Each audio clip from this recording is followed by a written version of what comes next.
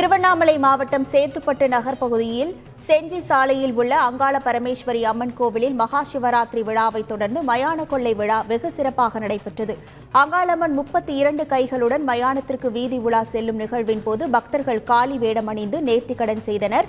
பழம்பேட்டை வன்னியந்தல் ஏரியில் உள்ள மயானத்தில் மயான கொள்ளை விழா நடைபெற்றது. பக்தர்கள் நவதானியங்கள், காய்கறிகள், கொழுக்கட்டை, நாணயம் ஆகியவற்றை அம்மனுக்கு கொள்ளை விட்டனர். அப்போது பக்தர்கள் பலருக்கு அருள் வந்து சாமியாடியதால் பெரும் பரபரப்பு நிலவியது.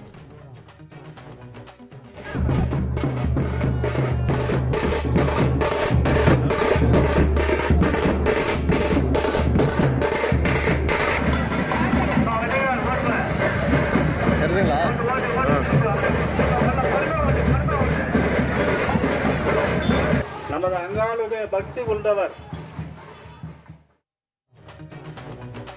வேலூர் பாலாற்றங்கரையில் மயான கொள்ளை திருவிழா வெகு விமர்சையாக நடைபெற்றது. அங்காள பரமேஸ்வரி அம்மனை அலங்கரித்து கோவிலில் இருந்து 50 முதல் 60 அடி உயர் பிரம்மாண்ட தேரில் ஊர்வலமாக பக்தர்கள் பாலாற்றங்கரைக்கு எடுத்து வந்தனர்.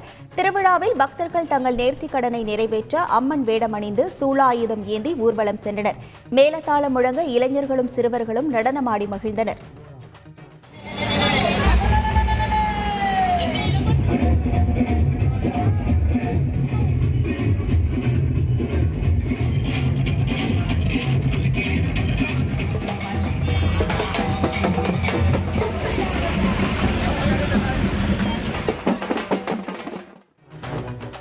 திருவண்ணாமலை மணலூர்பேட்டை சாலை, சிவன் பட வீதி, புது தெரு, மாரியம்மன் கோவில் ஆகிய 4 அம்மன் கோவில்களில் உள்ள அங்காளம்மனுக்கு சிறப்பு பூஜைகள் செய்யப்பட்டு மாட வீதிகளில் வழியே ஊர்வலம் வந்து மயான கொள்ளை நிகழ்ச்சி வெகு விமர்சையாக நடைபெற்றது.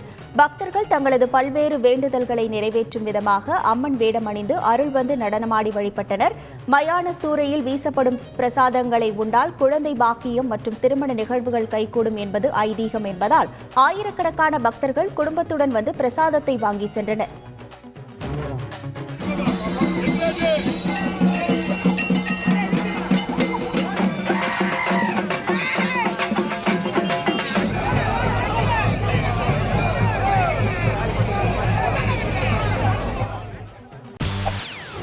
செய்திகளை உடனுக்குடன் தெரிந்து கொள்ள உடனே சப்ஸ்கிரைப் பண்ணுங்க.